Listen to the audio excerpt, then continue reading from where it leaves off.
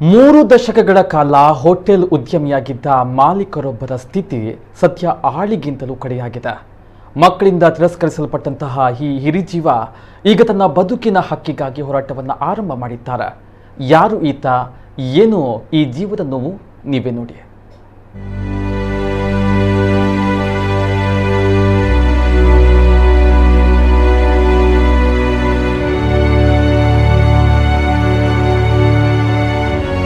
ಸುಕ್ಕುಗಟ್ಟಿದ ಮುಖ, ದುಃಖತಪ್ತ ಕಣ್ಣುಗಳು, ವೃದ್ಧಾಪ್ಯದ ಅಂಚಿನಲ್ಲಿ ಕುಳಿತು ದಿನವೂ ಕಣ್ಣೀರನ್ನ ಇಡ್ತಾ ಇರುವ ದುರಂತಮಯ ಬದುಕು. ಉಡುಪಿಯ ಸಾಸ್ತಾನ ನಿವಾಸಿ ಶ್ರೀನಿವಾಸ ತುಂಗ ಮಂಡ್ಯ ಜಿಲ್ಲೆಯಲ್ಲಿ 3 ದಶಕಗಳ ಕಾಲ ಹೋಟೆಲ್ ಅನ್ನ ನಡೆಸ್ತಾ ಇದ್ರು. ತಾನು ದುಡಿದು ತನ್ನ ಕೈಯ ಕೆಳಗೆ ಇದ್ದ ಕಾರ್ಮಿಕರಿಗೆ ಸಂಬಳವನ್ನ ನೀಡ್ತಾ ಇದ್ರು. ತನ್ನ ವೃದ್ಧಾಪ್ಯದ ಕಾಲದಲ್ಲಿ ತನ್ನ ಸಹೋದರಿಯ ಪುತ್ರನಿಗೆ ಹೋಟೆಲ್ ಅನ್ನ ವಹಿಸಿಕೊಟ್ಟಿದ್ದೇ ತಪ್ಪಾಯಿತು. ಪರಿಣಾಮ ಇವರ ಮಡದಿ ಮತ್ತು ಮಕ್ಕಳು ಇವರನ್ನ ದೂರ ಮಾಡಿದ್ದಾರೆ. ಸುಮಾರು 20 ವರ್ಷಗಳ ಹಿಂದೆ ಇವರನ್ನ ಪುತ್ರ ಮನೆಯಿಂದ ಹೊರಹಾಕಿದ್ದಾನೆ. ಜೀವದಲ್ಲಿ ಶಕ್ತಿ ಇದ್ದಷ್ಟು ಕಾಲ ಬೆಂಗಳೂರಿನ ಹೋಟೆಲ್ ಒಂದರಲ್ಲಿ ಕಾರ್ಮಿಕರಾಗಿ ದುಡಿದ ಶ್ರೀನಿವಾಸ ತುಂಗ ಈಗ ತವರು ಜಿಲ್ಲೆ ಉಡುಪಿಯ ಸಾಸ್ತಾನಕ್ಕೆ ಆಗಮಿಸಿದ್ದಾರೆ. ಹಾಗಂತ ಇವರ ಮಕ್ಕಳಿಗೇನು ಹಣದ ಕೊರತೆ ಇಲ್ಲ. ಹಿರಿಯ ಮಗ ಉದ್ಯಮಿಯಾಗಿದ್ದಾರೆ. 2ನೇ ಮಗ ಮತ್ತು ಮಗಳು ಇಂಜಿನಿಯರ್ ಆಗಿ ದುಡಿತಾ ಇದ್ದಾರೆ. ಮನೆಯಿಂದ ಮಗ ಹೊರಹಾಕಿದ ವಿಚಾರಕ್ಕೆ ನೊಂದುಕೊಂಡು ಇವರು ಸ್ವಾಭಿಮಾನದಿಂದ ಬದುಕನ್ನು ನಡೆಸಿದ್ದಾರೆ. ಸುಮಾರು 2.5 ವರ್ಷಗಳ ಹಿಂದೆ ಹಿರಿಯ ನಾಗರಿಕರ ಹಕ್ಕುಗಳ ಬಗ್ಗೆ ತಿಳಿದುಕೊಂಡ ಶ್ರೀನಿವಾಸ್ ಹಿರಿಯ ನಾಗರಿಕರ ಸಹಾಯವಾಣಿ ಕೇಂದ್ರ ಹಾಗೂ ನ್ಯಾಯ ಮಂಡಳಿಗೆ ನ್ಯಾಯಕ್ಕಾಗಿ ಮೊರೆ ಹೋಗಿದ್ದಾರೆ. ಆದರೆ ಕಳೆದ 29 ತಿಂಗಳಲ್ಲಿ ನ್ಯಾಯ ಮಂಡಳಿಯು ಪ್ರಕರಣದ ವಿಚಾರಣೆಯನ್ನ ಪೂರ್ಣಗೊಳಿಸಿಲ್ಲ. ಬಾಡಿಗೆ ಮನೆಯಲ್ಲಿ ವಾಸ ಮಾಡ್ತಾ ಇರುವ ಶ್ರೀನಿವಾಸ್ ಒಪ್ಪತ್ತಿನ ಊಟಕ್ಕೂ ದೇವಸ್ಥಾನ ಜಾತ್ರೆಯನ್ನೇ ಅವಲಂಬಿಸಿದ್ದಾರೆ. ಹೋಟೆಲ್ಲು ಏನು ವಿಚಾರಣೆ ಆಗಲಿಲ್ಲ, ಸುಮ್ಮನೆ ಹೋಗೋದು ಬರೋದು. ಅವ್ರು ಯಾರು ಬರಲೇ ಇಲ್ಲ. ಒಂದು ಸಾರಿ ಒಬ್ಬ ಬಂದ, ಮತ್ತೆ ಬರಲಿಲ್ಲ, ಇನ್ನೊಬ್ಬ ಬರಲೇ ಇಲ್ಲ. ಮಗಳು ಇಂಜಿನಿಯರು, ಅಳಿಯನು ಇಂಜಿನಿಯರೇ. ಆದರೆ ಯಾರು 20 ವರ್ಷ ಆದರೂ ಇದುವರೆಗೂ ಏನು ಒಂದು ಸಾರಿ ಮನೆಗೆ ಹೋದಾಗ ಬಟ್ಟೆ ತೆಗೆದು ಬಿಸಾಕ್ಬಿಟ್ರು ದೊಡ್ಡ ಮಗ. ಅದ್ರ ಮೇಲೆ ನಾನು ಹೋಗೋದು ಬಿಟ್ಟೆ. ಇದು ಸಾಲಿಗ್ರಾಮ ದೇವಸ್ಥಾನ ಅಂತಿತ್ತು, ಅಲ್ಲಿ ಹೋಗ್ತಾಯಿದ್ದೆ. ಕೊರೋನಾ ಬಂದ್ರ ಮೇಲೆ ಅದು ಆಗಲಿಲ್ಲ.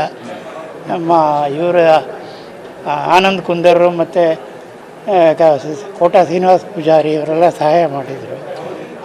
ಈಗ ಸ್ವಲ್ಪ ಅಲ್ಲಿ ಇಲ್ಲಿ ಹೋಗ್ತೀವಿ, ಓಪನ್ ದೇವಸ್ಥಾನಗಳಿದೆ, ಹೋಗಿ ಊಟ ಮಾಡಿ ಬರ್ತೀವಿ. ಕಳೆದ 29 ತಿಂಗಳಲ್ಲಿ ನ್ಯಾಯ ಮಂಡಳಿಯವರು ಹಲವು ಬಾರಿ ವಿಚಾರಣೆಗೆ ಕರೆದಿದ್ದಾರೆ. 6 ಬಾರಿ ವಿಚಾರಣೆಯನ್ನ ನಡೆಸಿದಾಗ ಮಕ್ಕಳು ಸರಿಯಾಗಿ ಹಾಜರಾಗಿರಲಿಲ್ಲ. ತಂದೆಗೆ ಆಶ್ರಯ ನೀಡುವ ಕುರಿತಾಗಿ ಅಥವಾ ಜೀವನಾಂಶ ಕೊಡುವ ಬಗೆಗಾಗ್ಲಿ ಮಕ್ಕಳು ಒಮ್ಮೆಯೂ ನ್ಯಾಯ ಮಂಡಳಿಗೆ ಒಪ್ಪಿಗೆ ಕೊಟ್ಟಿಲ್ಲ.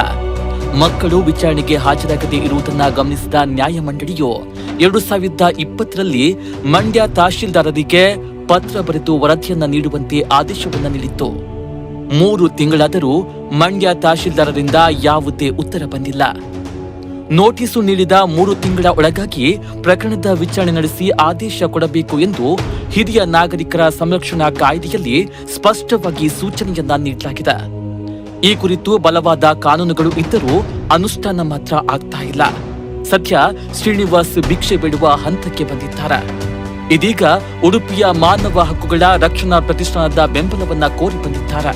ಈ ಕುರಿತು ಕಾನೂನು ಹೋರಾಟ ನಡೆಸಲು ಚಿಂತಿಸಿರುವಂತಹ ಪ್ರತಿಷ್ಠಾನವು ಹಿರಿಯ ನಾಗರಿಕರ ಪರವಾಗಿ ಹೈಕೋರ್ಟ್ಗೆ ದಾವೆ ಹೂಡಲು ಸಜ್ಜಾಗಿದೆ. ಸುಮಾರು 3 ವರ್ಷಗಳಿಂದ ನಾವು ಈ ಹಿರಿಯ ನಾಗರಿಕರಾದ ಶ್ರೀನಿವಾಸ ತುಂಗ ಅವರ ಕೇಸನ್ನು ಗಮನಿಸ್ತಾ ಇದ್ದೀವಿ.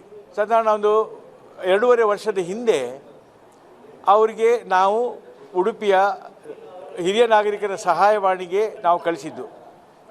ಅಲ್ಲಿ ಅವರು ಹೋಗಿ ದೂರು ಕೊಟ್ಟರು, ನೋಡಿ ನನಗೀಗ ಪ್ರಾಯ ಆಗಿದೆ, ನನಗೆ ಯಾರು ನೋಡುವವರಿಲ್ಲ, 18-20 ವರ್ಷ ಆಯಿತು ನಾನು ಮನೆಯಿಂದ ಹೊರಗೆ ಬಂದು, ನನಗೆ ಏನಾದರೂ ಮಾಡಿಕೊಂಡು ಮನೆಯೊಳಗೆ ಸೇರಿಸಿ ಅಂತೇಳಿ ಅವ್ರ ಕೇಳಿದರು. ಸಹಾಯವಾಣಿ ಕೇಂದ್ರದವರು ತುಂಬ ಪ್ರಯತ್ನ ಮಾಡಿದ್ರು. ಅವರ ಮನೆಯವರು, ಶ್ರೀನಿವಾಸ ತುಂಗ ಅವರ ಮನೆಯವರು ಅವರಿಗೆ ಒಳಗೆ ಬರಲಿಕ್ಕೆ ಬಿಡಲಿಲ್ಲ. ಕಾನೂನು ಪ್ರಕಾರ ಕೇವಲ 3 ತಿಂಗಳಲ್ಲಿ ಇಂಥ ಪ್ರಕರಣದ ಎನ್ಕ್ವೈರಿ ಮಾಡಿ ತೀರ್ಪು ಕೊಡಬೇಕು ಅಂತ ಇದೆ. 29 ತಿಂಗಳು ಆದ್ರೂ ಇನ್ನೂ ತೀರ್ಪು ಬಿಡಿ, ಎನ್ಕ್ವೈರಿನೂ ಪ್ರಾರಂಭ ಆಗಲಿಲ್ಲ. ಹೋಟೆಲ್ ಉದ್ಯಮ ನಡೆಸಿದ ವ್ಯಕ್ತಿ ಈಗ ಊಟಕ್ಕೂ ತತ್ವಾರವನ್ನ ಪಡ್ತಾ ಇದ್ದಾರೆ. ದೇಹದಲ್ಲಿ ಶಕ್ತಿ ಇದ್ದಾಗ ಮಕ್ಕಳೊಂದಿಗೆ ಕೋಪಿಸಿಕೊಂಡು ಹೊರಬಂದಿದ್ದಾರೆ. ಸ್ವಾಭಿಮಾನದ ಬದುಕು ನಡೆಸುವ ಪ್ರಯತ್ನವನ್ನು ನಡೆಸಿದ್ದಾರೆ. ಆದ್ರೆ ಈಗ ಸ್ವತಃ ತಾವೇ ಮಗುವಿನಂತಾಗಿದ್ದಾರೆ. ತಂದೆಯ ಆರೋಗ್ಯ ಸ್ಥಿತಿಯನ್ನ ಮನಗಂಡಾದರೂ ಮಕ್ಕಳು ಸಹಾಯಕ್ಕೆ ಬರ್ತಾರ ಅನ್ನೋದನ್ನ ಕಾತ್ ನೋಡ್ಬೇಕು. ಪ್ರಮೋದ್ ಸುವರ್ಣ, ಕಟ್ಪಾಡಿ, ನಮ್ಮ ಕುಡ್ಲ ನ್ಯೂಸ್ 24x7 ಉಡುಪಿ.